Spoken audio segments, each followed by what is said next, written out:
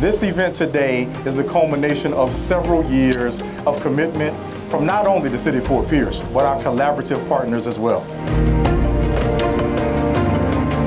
It's been a great project with a lot of people involved in it. This truly is the treasure coast.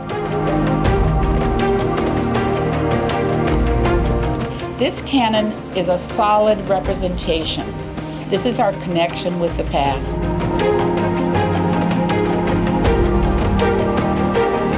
I'd like to thank everybody that has worked on this.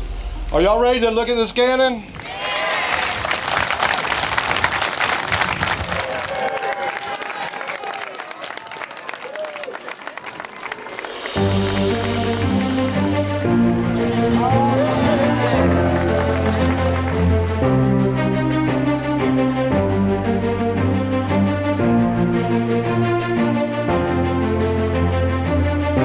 I love local history, and I want people who come to Fort Pierce to be intrigued by the Canon and to say, I'm going to find out more and look into the Spanish fleet and look into all the other great things about our history.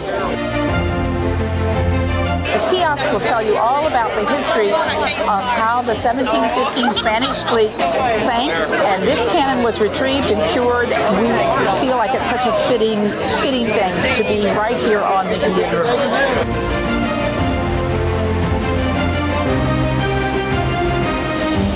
We pulled this Canon out of the ocean on August the 13th, 4 years ago, and we took it to Public Works, and we used sodium bicarb with a battery charger to send electrolysis into the Canon and pull the bad salt and rust out of it.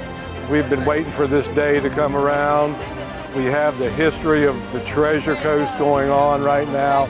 It's just a great day for the city, the fort. We're excited.